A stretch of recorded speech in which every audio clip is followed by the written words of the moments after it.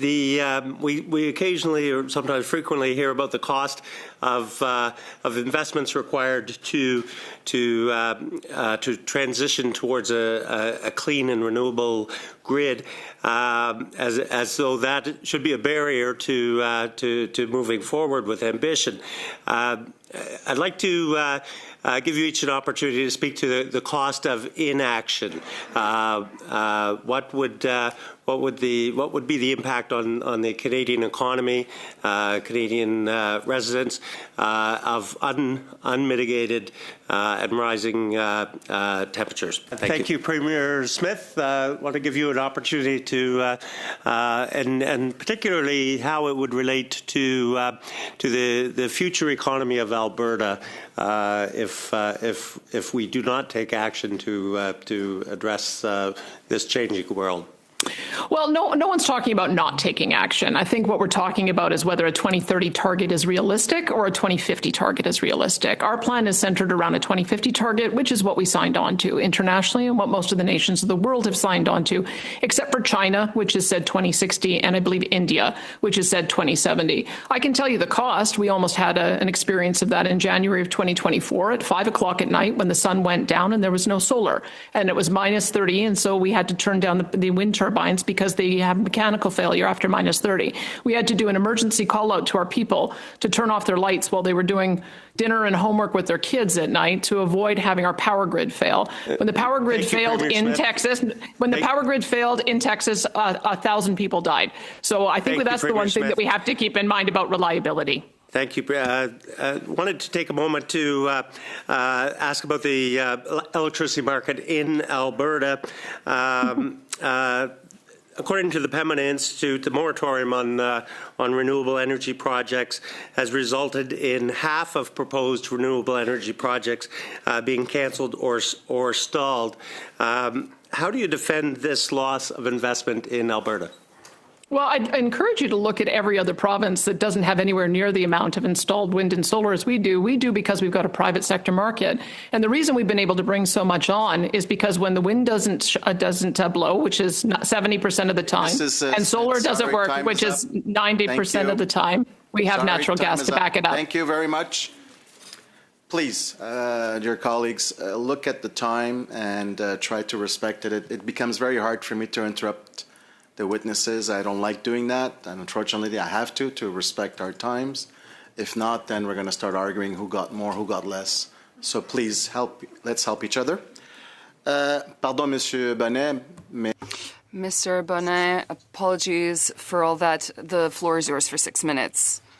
My first question is for Premier Smith.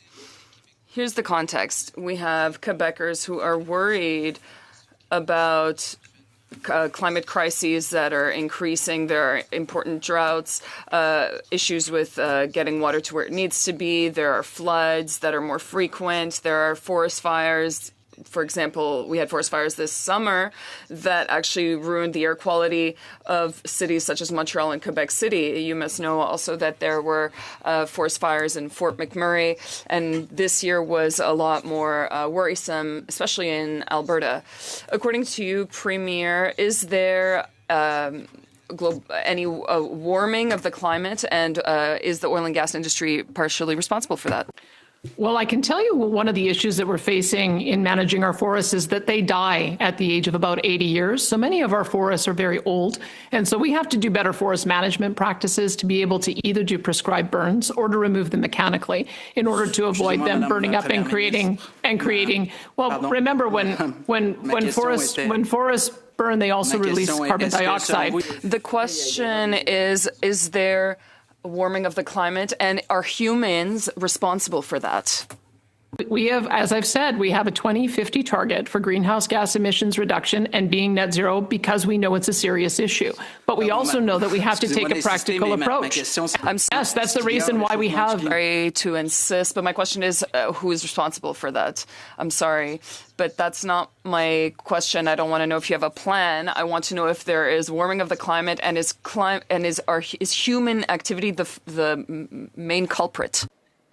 I can tell you that our industry is concerned about the impact that they are having on emissions. Yes, and that is the reason why we have a 2050 target to be carbon neutral. D'accord. Thank you. So you refuse to recognize that the climate is warming. I find that worrisome, and I guess you would not agree that that is responsible for all the climate crises we're seeing. Well, I thought this was a committee that was interested in actually getting to the bottom of what a practical approach to get to net zero by 2050 is. Our practical approach. Can you respond? Can you answer the question, please? I am answering the question. Our industry, through the Pathways Project, wants to be net zero by 2050 with carbon capture, utilization, and storage, bringing more different types of non-emitting electricity into their production, and also doing direct air capture, which I opened a facility yesterday for direct air capture. Can you please answer the question, Madam Premier? I am answering the question. We want to be net zero by 2050, and we have a different way of doing it than they do in Quebec. Can you please answer the question? I did. We can't. I've answered the question. We want to be net zero by 2050 through carbon capture, utilization, and storage. We cannot be speaking two at the same time. We have translation. We need to be respectful for those who are doing the translation. So please, to all parties as well as witnesses, to have an easier flow. And I ask the witnesses to listen to the person who's asking the questions. If he is interrupting you, it's because he needs to redirect his question. Remember, he's got little time to ask his questions, and he is the one that is controlling his questions. It's not me, it's not other members, it's the person asking the question.